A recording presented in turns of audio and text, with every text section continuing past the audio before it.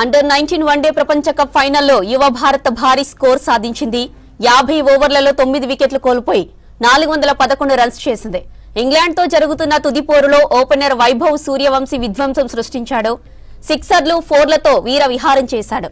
80 బాల్స్లో 175 runs చేసి out అయ్యాడు. 15 సిక్సర్లు, 15 ఫోర్లు England బౌలర్లను ఆటాడుకున్నాడు.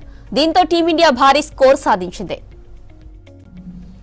Opener Aaron George 9 runs చేసి త్వరగా అవుట్ అయినా ఓపెనర్ సూర్యవంశీ బంపర్ ఇన్నింగ్స్ ఆడాడు.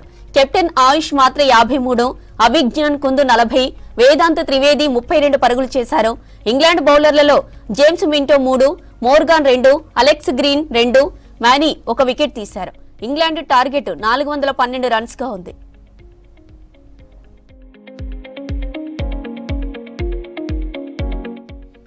కీలకమైన ఫైనల్లో సూర్యవంశీ వన్ మెన్ షో చేశాడు.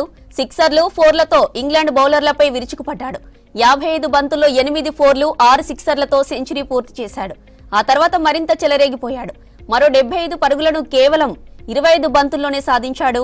ఇక సూర్యవంశీ 218 స్ట్రైక్ రేట్తో 15 సిక్స్లు, 15 ఫోర్లను బాదాడు. ప్రపంచ కప్లో వేగంగా సెంచరీ సాధించిన రెండో ఆటగాడు వైభవ్ రికార్డు సాధించాడు. 15 సిక్స్లతో ప్రపంచ కప్లో ఒక ఇన్నింగ్స్లో అత్యధిక సిక్స్లు కొట్టిన ఆటగాడికి సరికొత్త చరిత్ర సృష్టించాడు.